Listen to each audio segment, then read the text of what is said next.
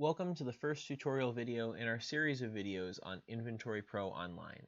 For this video, we'll be taking you through the basics of navigation and using the IPOL system. When you go to your organization site for the first time, you'll see a login screen. This will probably have your organization's logo in the top, where we have our CISS logo. You'll also see a prompt for a username and password.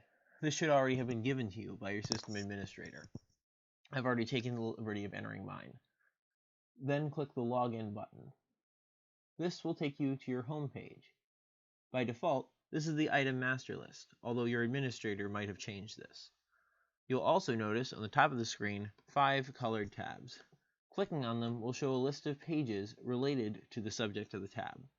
Note that the pages you see in this video may be different than those in your own system, since each IPOL system is customizable.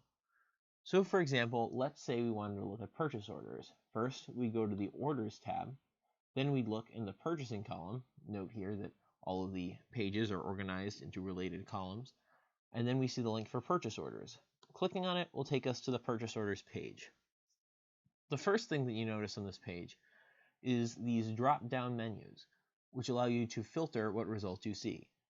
For example, here we can only see a few of our purchase orders because we're only looking at current orders by default.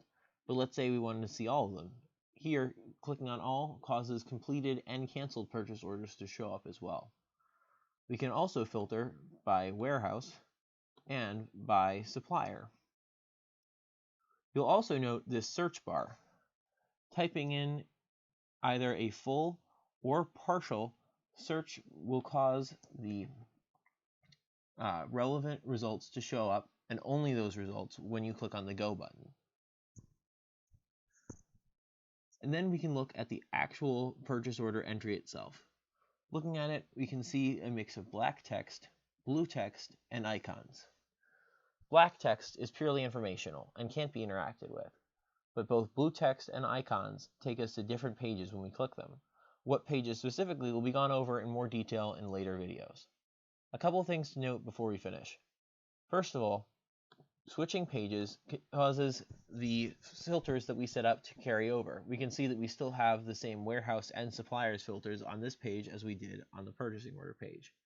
Secondly, note the Help button at the bottom of every page. Clicking on it brings up the online manual entry for that page.